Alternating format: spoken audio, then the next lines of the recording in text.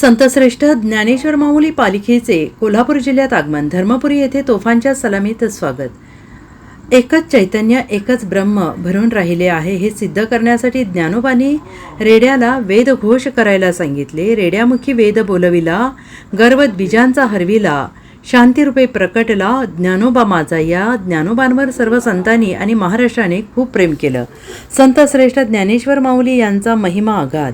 विटेवर उभ्या असलेल्या सावळ्या विठुरायाला केव्हा भेटेन या उत्कट ओढीने ऊन वारा पावसाची तमा न बाळगता अलंकापुरीहून आलेल्या संत ज्ञानेश्वर माऊलींच्या पालखीसोबत लाखो वैष्णवांची मंदिराळी अखंड हरिनाम घेत झप झप पावले उचलत असून या सोहळ्याने आज सोलापूर जिल्ह्यातून प्रवेश केलाय.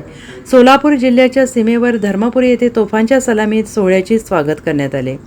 माऊली माऊलीचा जोरदार गजराने आसवंत दुमदुमून गेला असताना टाळमृदुंगाचा टिपेला पोहोचलेला नाद आणि जोडीला हातातील भगवी पताका उंचावत तल्लीन नाचणाऱ्या वारकऱ्यांच्या जोशात वातावरणातील गारवा अंगावर झेलत दंग झालेला वैष्णवांचा मेळा.